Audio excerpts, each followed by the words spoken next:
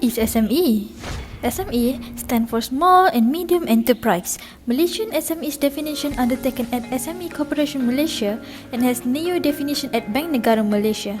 To make it simple, the classification of SMEs is defined based on their industries, which is manufacturing or service and other sector. We could differentiate between micro, small and medium by using sales turnover and number of full-time employees. Firstly, micro in manufacturing, service and other sector. The sales turnover will be less than 300,000 and employees less than 5%. As example, Al-Haleco for manufacturing and Three Cuts Hotel and Spa for service and other sector. Moving on to the small SME classification.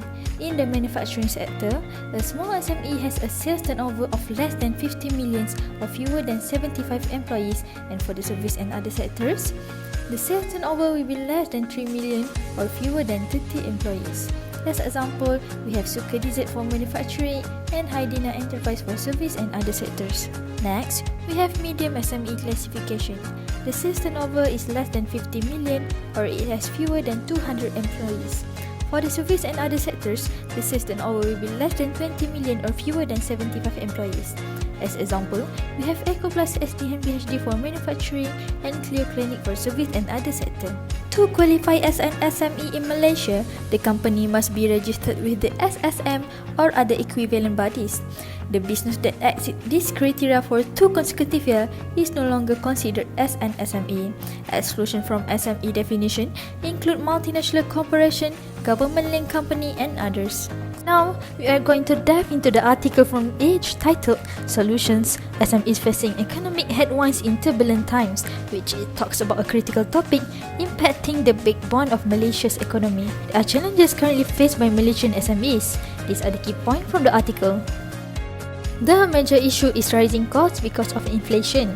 82% of SMEs have already raised their prices and 50% of them ceased their operation. In this case, it increased the general price of our goods and services over a period of time, which in turn decreased purchasing power for consumers. To cope with the rising operational expenses, SMEs raise their prices. This leads to a substantial risk of customer loss, particularly from price-sensitive consumers. Many SMEs are taking on more debt to cover this rising cost, and it causes a weaker ringgit against the US dollar for import and export. In the long term, the profit margin is under pressure that causes SMEs to close their operation. To illustrate this, let's look at inflation push that led this new plant cost up by 50%. As from the article, the price of material used in dairy product increase and the labor might estimate investment capital increase. So, the company need to raise its product cost to continue operations. Despite challenges, net profit grew by 20%, driven by higher demand and strategic pricing. Now, we'll be discussing about the significant economic contribution of SMEs to Malaysia. While SMEs face significant challenges during the COVID-19 pandemic, they are now in the process of recovery. The 12th Malaysian Plan or RMKA 12 for the period 2021 to 2025, which was presented by the Prime Minister on 27 September 2021 to reset the economy. During this planned period, the global economy is expected to gain momentum as it recovers from the pandemic. The services and manufacturing sectors remain the top contributors to SME GDP. The services sector in particular has made a strong comeback. Now, let's talk about exports. In recent years, SME export have seen a significant increase. Both the manufacturing and services sectors contributed to this growth. The pie chart is showing SME export contributing 1/5 of the total export. Meanwhile, services exports also increase is a clear sign of how important SMEs are in global trade. In terms of employment, the graph on the slide shows a clear increase in SME employment from 2021 to 2022 of Malaysia's total employment, a steady upward trend. The participant of SMEs account for nearly half of the workforce in Malaysia. There was a year-on-year increase, especially in the services sector, which continues to hire more workers across various industries. Productivity is also rising. SMEs have become more efficient with labor productivity, showing notable growth compared to previous years. Here, we provided the real GDP figures for differentiation of RMKE 11 and RMKE 12. Moving on to the role of SME across different sectors, we have three main sectors, which is manufacturing, services and agriculture. All of them give an impressive contribution to the economics, and the key sector of those sectors are as follows, alongside with the example of real company in each sectors.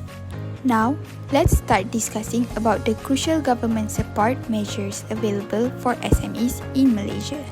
We will talk about objective, target, expected outcomes and potential government support of PSN Digital Grant, SME Digitalization Grants, and the financing. Let's look at the Accordia company who under the BSN Digital Grant. This digital grant has offered 50% funding cap at RM5,000, and this BSN digital grant has impact on SME. Alright, now we are discussing the loan application from Herbal Revival Sdn Bhd, which is a manufacturer and trader of health and medical products. They apply for an expansion financing loan and requesting RM500,000 to support their growth and expansion initiatives. After we analysed this company, we decided to send them a post-assessment report. It is a formal document explaining the reason for the decision, outlines key findings from the evaluation process, and may offer recommendations or advice to the applicant. It is because the company did not qualify 3 credit assessment. After reviewing the company's financial statements, we found that it has high debt ratio and a times interest earned ratio of less than 1. Given this, approving the loan would expose the bank to high credit risk as the company may default on its repayments, potentially resulting in financial losses for the bank. For the collateral security, after applying the rule of law for valuation, we found that the company has an acceptable collateral value that is less than the requested loan amount. Therefore, there is insufficient collateral to fully secure the loan. The company's credit history has been checked through CRIS and it is listed for the late payments. Additionally, we reviewed CITOS and found a negative report flagged by a supplier and a business partner. Entering into a credit agreement with a company that has proven history of late payments and strained business relationships poses a high default risk for the bank. And all the party meeting agreed to do the post-assessment.